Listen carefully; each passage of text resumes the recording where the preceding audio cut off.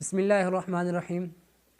اللہ تعالیٰ نے انسان کو پیدا کیا ہے اور اس کو حکم دیتا ہے کہ وہ اس کا تابعدار کرے، اور اس تابعدار میں یہ حکم بھی ہے کہ وہ تواضع اختیار کرے اور تکبر سے بچے۔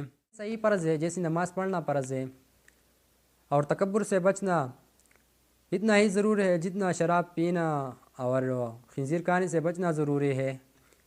قرآن اور حدیث میں اس کے بارے میں بہت زیادہ احکام ہے، جیسے کہ ایک حدیث میں ہے عن عبداللہ بن مسعود رضی اللہ تعالیٰ عنہ النبی صلی اللہ علیہ وسلم قال لا يدخل الجنة من كان في قلبه مثقال ذرة کبر۔ مسلم شریف سے ہے باب الایمان سے کہ عبداللہ بن مسعود رضی اللہ تعالیٰ عنہ فرماتے ہیں کہ رسول اللہ صلی اللہ علیہ وسلم نے فرمایا، جس شخص کے دل میں ایک ذرہ بھی تکبر ہو تو وہ جنت میں داخل نہیں ہوگا۔ اب اس بات سے اندازہ لگائے کہ اس کے بارے میں کتنا سخت وعید ہے۔ اللہ تعالیٰ ہمیں تکبر سے بچائے۔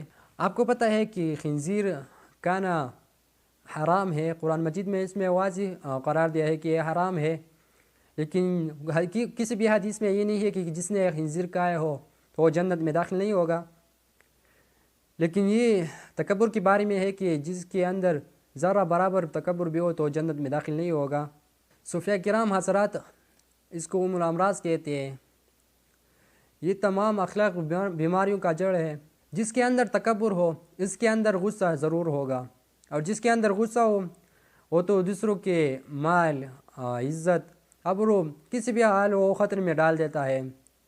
غصے سے بغض اور کینہ پیدا ہوتے ہیں، دوسروں کو حقوقوں کا خیال بھی نہیں رکھتا اور دوسروں کو حق مارتا رہتا ہے، اور پھر معاشرے میں اسی طرح چیزیں جنم لیتا ہے، اور اس سے ہمارے معاشرے میں بدامنی پیدا ہوتی ہے۔ اس لیے تو حدیث میں ہے کہ جس شخص کے اندر تکبر کا ایک ذرہ بھی ہوگا وہ جنت میں داخل نہیں ہوگا۔ ہاں البتہ جو تکبر سے توبہ کرے تو اللہ تعالیٰ غفور و رحیم ہے۔